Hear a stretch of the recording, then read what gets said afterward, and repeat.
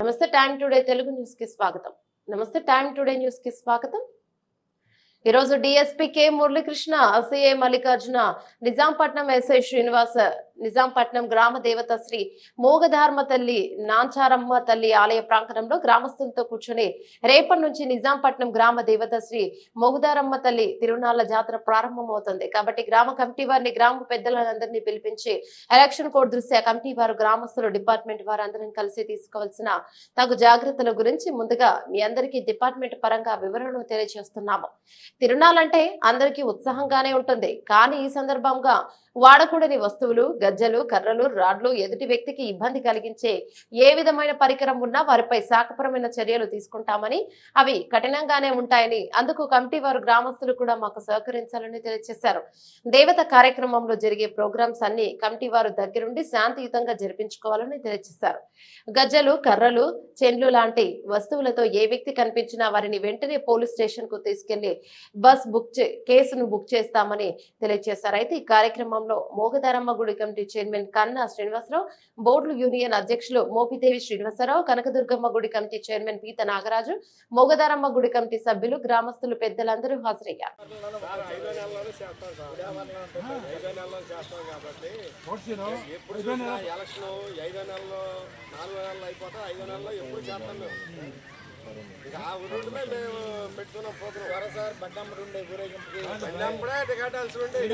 కూడా అభినందనలు. మేము కలిసి కూర్చుని ఏంటంటే ఈ ఉత్సవాలు ఒక ప్రశాంత వాతావరణంలో జరగాలి. రాజకీయాలు అయిపోయి, రాజకీయాలు వేరు, కోర్టు వేరు, అది వేరు. ఈ ఉత్సవాలు మీరు మేము అందరం కలిసి ప్రశాంతంగా దేవుడి కార్యక్రమం లాగా జరుపుకుందాము అనే ఉద్దేశంతో ఉన్న పరిస్థితులు మీకు ఒకసారి వివరంగా చూద్దాము.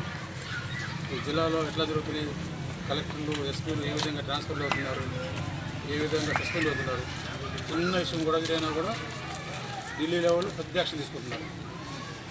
ఒక 100 మంది, 1000 మంది గ్యాదర్ అయిన తర్వాత ఏదైనా ఇష్యూ ఉంటే మీ చేతిలో ఉండదు. ఇంకా ఇప్పుడు 10 మంది ఉంటే 100 మంది, 1000 మంది ఇచ్చిన తర్వాత వాడు ఆ మాట అన్నాడు, ఇది మాట అన్నాడు చెప్పి ఏదైనా గొడవ స్టార్ట్ అయిందంటే మీ చేతుల్లో ఉండదు.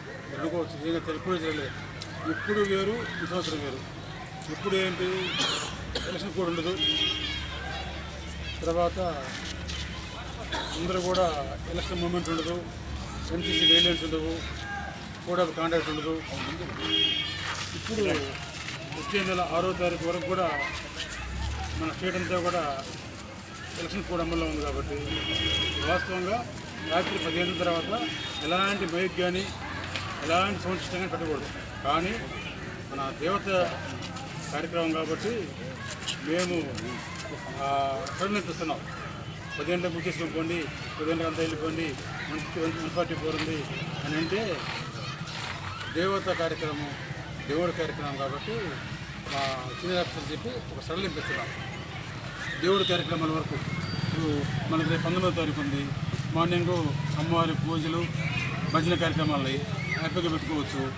తర్వాత 20వ తారీఖు ఉంది, తోట సాయంత్రం మళ్ళీ 20వ తారీఖు ఉంది. ఈ పసుపు బండ్లు, ఈ ఘటాలు అవి ఉన్నాయి. తర్వాత 21వ తారీఖు ఉంది, గుడి ముండ్రేడు గ్రామం నుంచి ఊరేగింపు ఉంది. తర్వాత కోలాటం ఉంది, అది చేసుకోవచ్చు సంతోషంగా. నెక్స్ట్ 7వ తారీఖు సిరిమానోత్సవం ఉంది, అది చేసుకోవచ్చు. 23వ తారీఖు గంపసులు ముక్కుబొళ్ళు కార్యక్రమం ఉంది, గ్రామదేవతకు నైవేద్యం ఉంది. ఇవన్నీ కూడా వాస్తవంగా దేవుడి కార్యక్రమాలు నేను చెప్పినవి. ఇవి కాకుండా డ్యాన్సులు, రాక్ స్టారు, ఈ దేవుడి కార్యక్రమాలు కాదు. వీటికి దేవుడిగా జరగాలని మేమందరం కోరుకుంటున్నాం. ప్రజలందరూ సహకరించాలి. తర్వాత ఆ గజ్జెలు కానీ, లేకపోతే కర్రలు కానీ, లేకపోతే రాళ్ళు, లేకపోతే ఇంకోటి ఏదైనా ఎదుటి మనిషికి గాయపరిచేటటువంటి వస్తువు ఏదైనా కూడా మేము ఉంటే ఖచ్చితంగా మేము లాక్కుంటాము. ఆ సమయంలో గ్రామ పెద్దలు, కమిటీ పెద్దలు ఎవరైతే ఉన్నారో వాళ్ళందరూ మాకు ఖచ్చితంగా సహకరించి తీరవలసిందే. దీంట్లో వేరే మార్గం లేదు, ఇంకా సహకరించాల్సిందే. కాబట్టి దయచేసి అర్థం చేసుకోండి. ప్రశాంతంగా ఈ 5 రోజులు అమ్మవారి తిరునాళ్ళ మనం జాగ్రత్తగా చేసుకుందామని